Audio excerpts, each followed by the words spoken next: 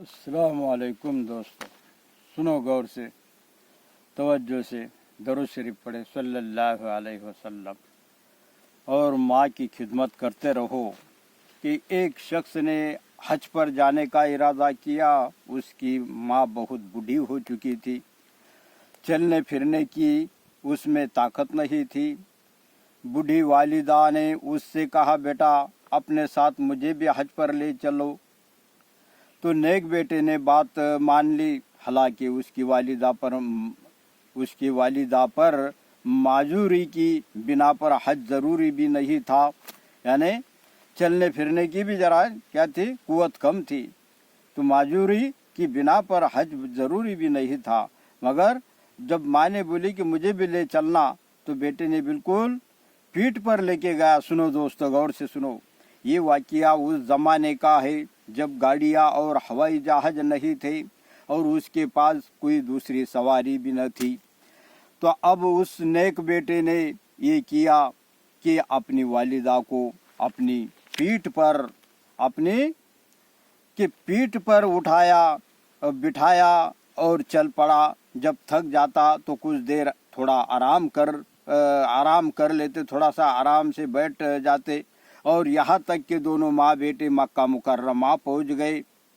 अब इसी तरह अपनी माँ को पीठ पर उठाए उसने काबा का तवाफ किया और फिर उसी हालत में सफ़ा मरवा की सही की। उसी तरह बिल्कुल पीठ पर लेकर जो है मिना, और फिर वहाँ से अरफात गया, अरफात से मुज़दलिफ़ा, फिर मुज़दलिफ़ा से मिना की तरफ, और शैतान को कंकरिया भी उसी हालत में मारी। और आखिर में एक बार फिर उसी तरह वालिदा को पीठ पर बिठाए हुए मक्का मुकर्रमा आखिरी तवाफ करने गया।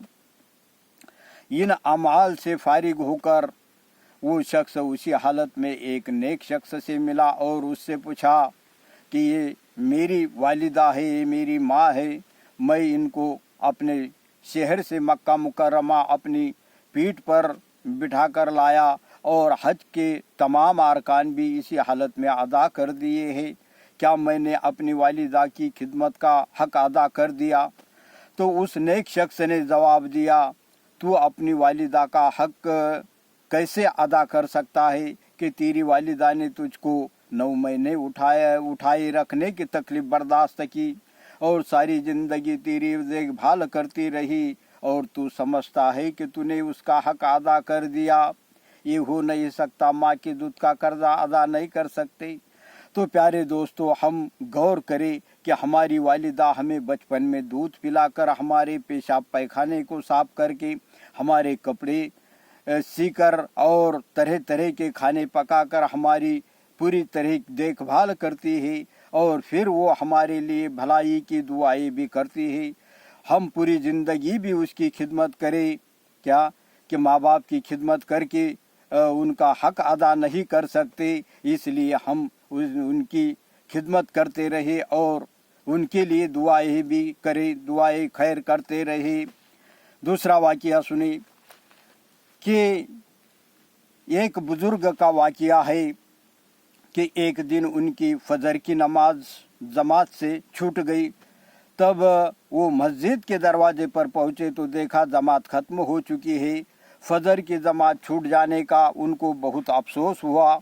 दूसरी रात जब वो सोए तो फजर की नमाज के वक्त कोई साहब उनके पास जगाने के लिए आ गए। तो जल्दी से उनको जगाया और ताकि वो फजर की नमाज पढ़ ले। कहीं ऐसा न हो कि जमात छूट जाए। बुजुर्ग ने उसका हाथ पकड़ लिया और पूछा, तुम कौन हो, कहाँ से आए हो और कैसे आए जबकि घर का दरवाज़ा भी बंद है? उसने कहा, बात यह है कि कल आपकी फजर की नमाज छूट गई थी। मैंने सोचा कहीं ऐसा न हो कि आज भी छूट जाए, इसलिए मैं जगाने आया हूँ। तो बुजुर्ग ने फरमाया, ये बात तो ठीक है, लेकिन दरवाज़ा बंद है, तुम अंदर आए कैसे? किसकी इजाज़त से आए और तुम कौन हो? साफ साफ बता दो, तो वरना मैं तुम्हें नहीं छोड़ूंगा। तो उसने कहा मैं शैतान हूँ और आपको जगाने आया हूँ। बुजुर्ग ने फरमाया, शैतान और नेकी करे, नेक काम से तुम्हें क्या गरज, तुमने मेरे साथ ये नेकी कैसे की, इसमें भी ज़रूर तुम्हारी कोई चाल है। अब तुम्हारा हाथ मेरे हाथ में है, जब तक असल वजह नहीं बताओगे उस वक्त तक मैं नहीं छोड़ूंगा। तो शैतान ने जवाब दिया कि हुजूर, मैं बहुत अरसे से इस कोशिश में था कि किसी तरह आपकी फजर की नमाज कज़ा कर दूं। बरसों की मेहनत के बाद थोड़ी सी कामयाबी हुई थी।